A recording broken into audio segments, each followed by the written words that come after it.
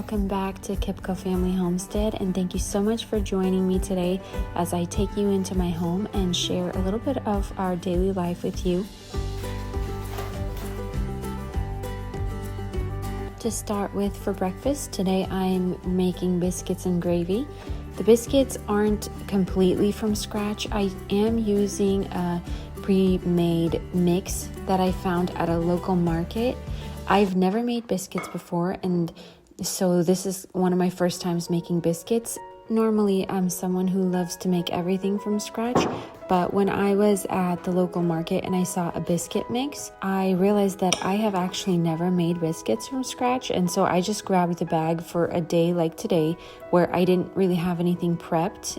And it's always nice to have something like that in the pantry that you can just grab and make when you need to make something a little bit faster. Because life does get busy, and there are days, and there will always be a handful of days where you aren't prepared, or you just simply didn't have the energy to prepare something in advance. And so I just thought it would be nice to have some biscuit mix for that purpose.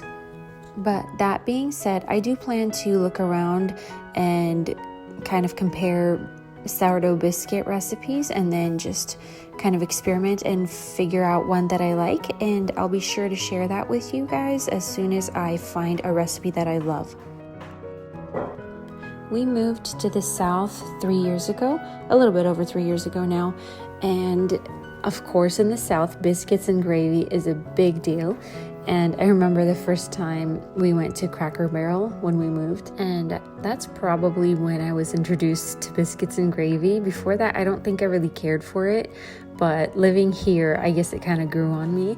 And so lately, I've been thinking about biscuits and gravy, and today I decided to finally make it, even though, like I said, it is just a pre-made mix, which I was feeling a little bit guilty about it, but I'm like, okay, I can't make absolutely everything every day from scratch. I try to, and I do my best to, but as I mentioned before, there are days like today where I just needed a little bit of extra help.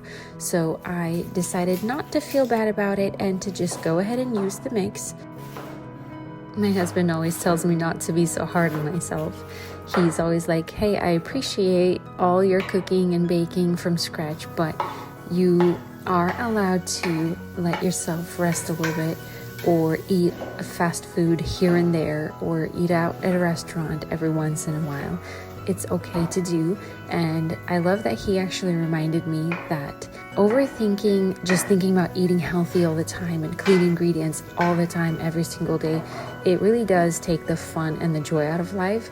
So I do the best that I can, but I do also allow myself a little bit of freedom and a little bit of leniency on days where I just am overwhelmed or don't have the energy to cook everything from scratch. It's okay to use something that was pre-made.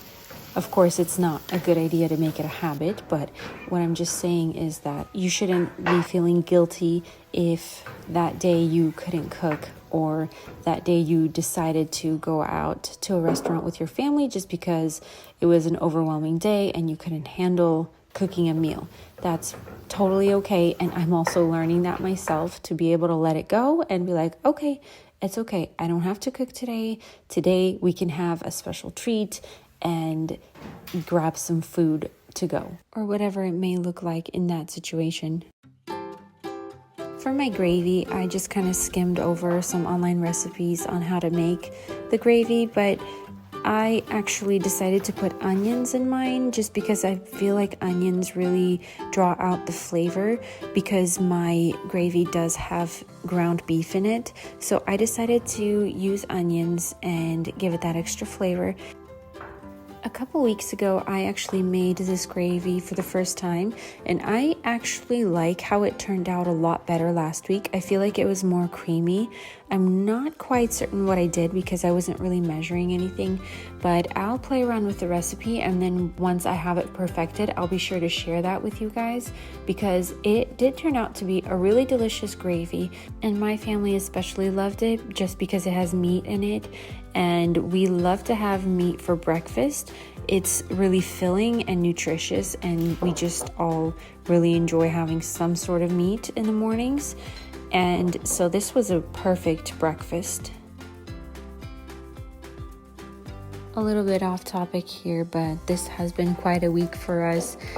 We started with an opossum coming into our chicken coop, and then later on we noticed an owl that would come and perch on the chicken coop fence, and one of the nights it ended up actually flying inside the coop, which is crazy because we didn't even know owls can do that. Our coop is set up in a way where it's well fenced off and it has wire under the ground so nothing can get inside. And the coop that our chickens actually sleep in is really safe as well, and it just has a tiny door for them to come in and out. And we've actually never had the need to close it until now. Of course, it's sad to see our chickens suffer. We did end up losing a couple of them, and also I was worried that because of these incidences that they would stop laying eggs or slow back down again, because I know when chickens experience stress or fear, they are prone to reducing egg production. But thankfully our chickens are doing okay. They're actually laying an abundance of eggs and they're doing really well. We have definitely been noticing springtime around here. Everything is starting to bloom and bud, and also an abundance of eggs from the chickens. So I'm excited to have eggs all the time once again, because the winter was really slow. We pretty much only had enough eggs for each day, but now I'm finally able to store eggs on the countertop, in the fridge, and so I'm really happy about that. And if any of you have any great egg recipes or ways to use up eggs, be sure to leave your comments below. I would love to get ideas and recipes. A question I've heard frequently is, how do you keep a tidy home? So how I am able to keep my home at least somewhat clean is I just pick up throughout the day, and I also have the kids help and do the same. For example, pillows, we pick those up probably like 20 times a day. It's either me, the kids, or my husband. I always tell them, if you see it, you pick it up, please. Or if you see it, you fix it. And I always ask the kids to wipe the sink after themselves and just make sure that the rug is straight once they've used the bathroom. And if they see any toys on the floor, I ask them to make sure that they pick it up. And I do the same. If I'm walking by and I see it, I pick it up. And this kind of just helps to keep the house clean throughout the day.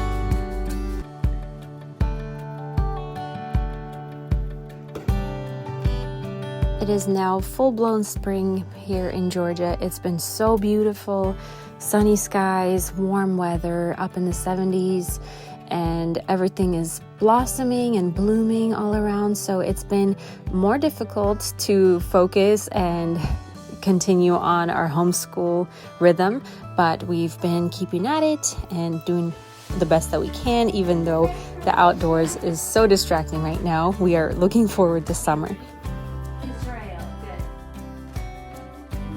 So about 2 weeks ago, we picked up 30 baby chicks, and the kids are so happy and excited about that, and I'm really excited to have more laying hens in the future. So for the past 5 years, we've done the same thing.